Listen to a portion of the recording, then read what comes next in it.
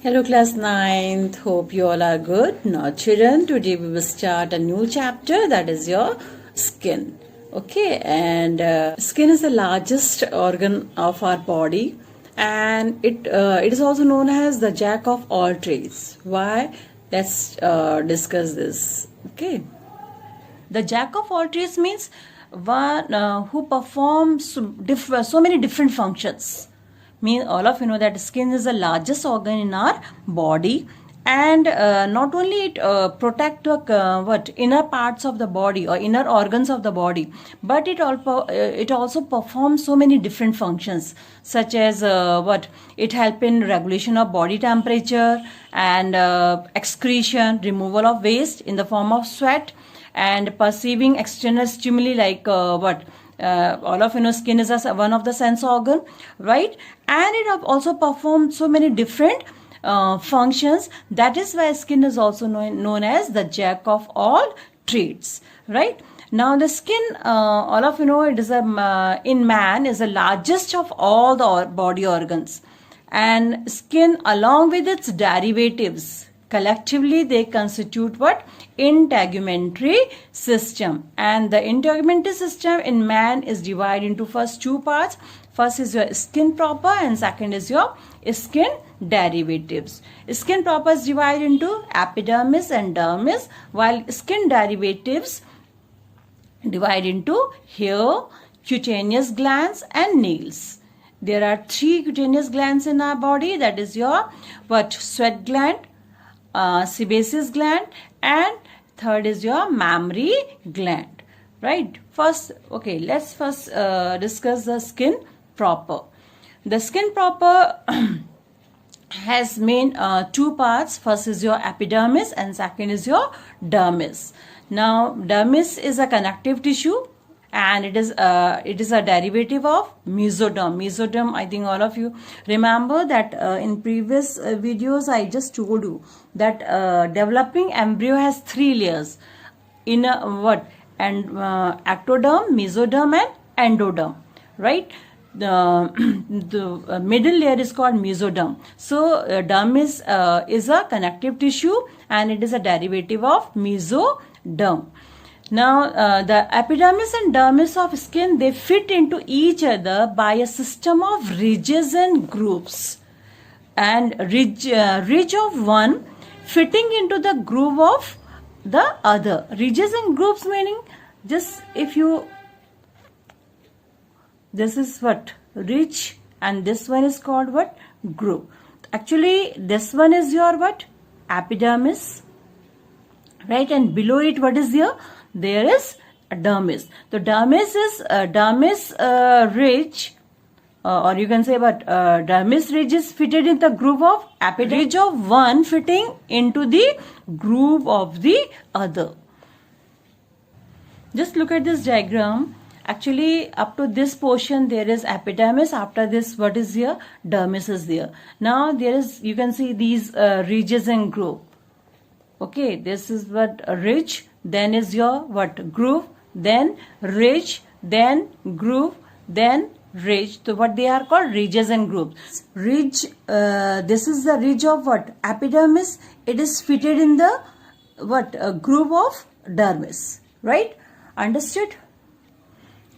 Now epidermis is the outer non-vascular, and non-vascular means without blood vessels, okay, and thin region of the skin, and it is made up of which tissue? Stratified epithelium tissue. The thickness of the epidermis varies in different parts, being thickest in the palms and soles. Palms means your just जो तुम्हारी हथेली होती है, there the epidermis is thickest, and the same way in the part of sole of your foot, there the epidermis is thickest, but in other parts it is thin layer. In the epidermis, different layers of the cells are differentiated from inner to outer side as follows. First is your stratum basilae, second is your stratum spinosum, third is your stratum granulosum, means this is the inner one, and stratum lucidum, and last is your stratum corneum is the outer one. right? Now first we will just talk about the stratum basilae. Stratum basilae, just look at the diagram. Here the stratum basilae, this layer is called what? Most layer of epidermis is called what? Stratum basilae. It consists of a single layer of columnar or high cuboidal cells, and the cells of this layer, they are what? Very actively they divide by the process of mitosis, and that's why it is also known as what? Stratum germinativum.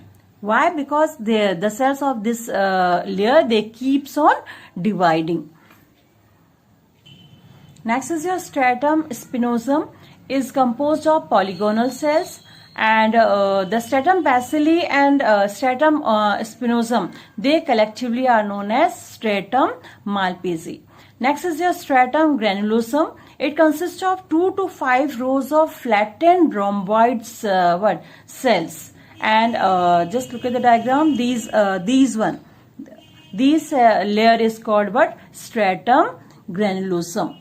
And it contain a clear nucleus. These cells, they contain a clear nucleus, but they start disappearing in the outer layers of granulosum. When it start moving up, then what's happened? The nucleus start disappearing, right? Next is your stratum lucidum, is a thin light staining region present above the stratum granulosum in those parts where epidermis is very thick, means in the region of your palms and sole, right?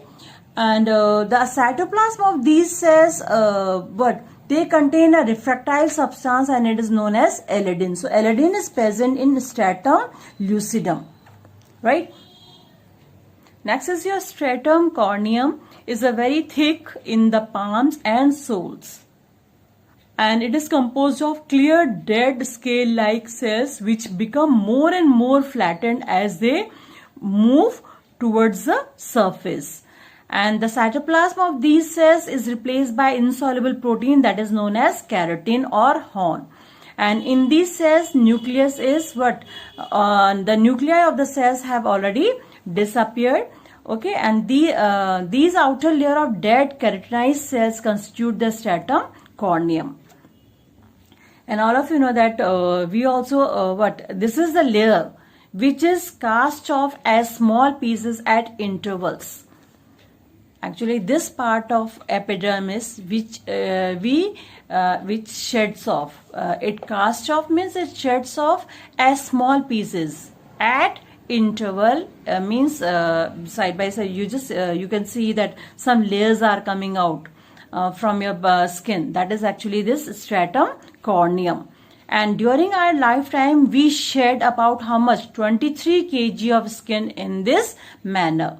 So stratum corneum is the layer which is waterproof and germ proof, and that is why what's happened, water cannot enter inside our body, and it is also it also not allow the germs to go inside our body. That's why it is waterproof and germ proof.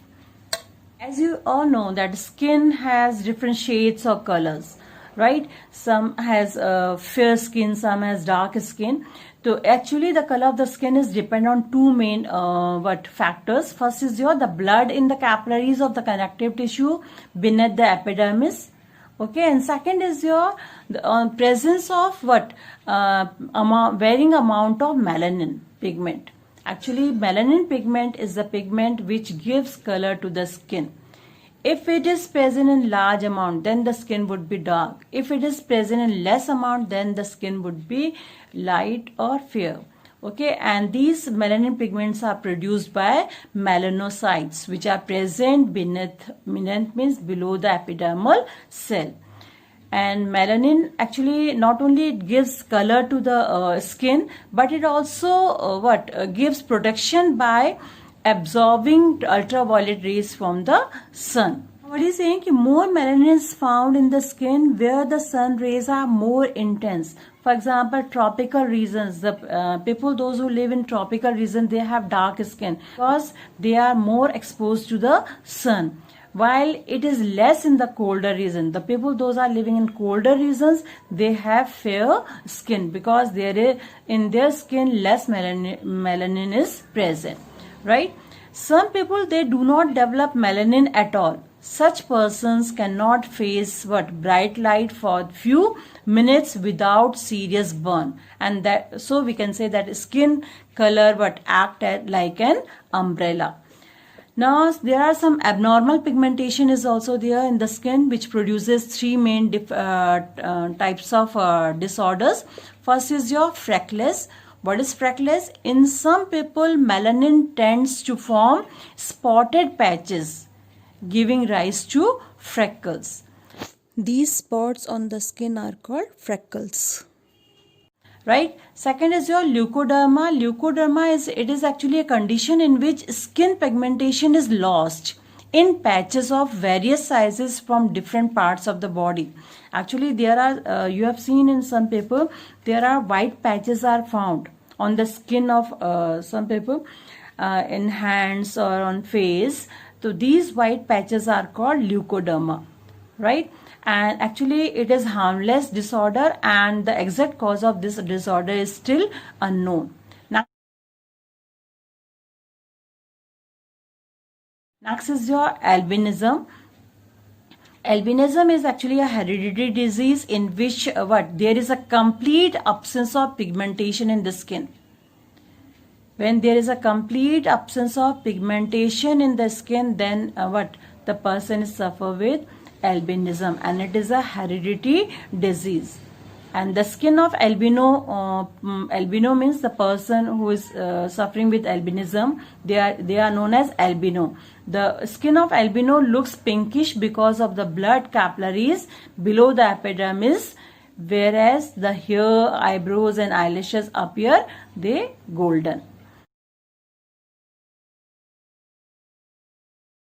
This is your dermis. It is the inner thick vascular region of the skin where which is 2 to 3 times thicker than the epidermis. It has main two regions. First is called papillary region. The outer region of dermis consisting of loose connective tissue is called papillary region, and in this region are present free nerve endings and sensory corpuscles. Second region is your of dermis is reticular region. Below the papillary region, the remaining part of dermis is known as reticular region, and it consists of dense connective tissues and contain two types of main fibers, that is white fibers and yellow fibers. Beneath the dermis, below the dermis is present a layer of loose connective tissue, and what they are called subcutaneous layer. And this subcutaneous layer, excess of body fat are deposited. In this subcutaneous layer, the excess of body fats are deposited, and it help in what is the function of this subcutaneous layer? It insulates the body against cold and heat, and also acts as a shock absorber.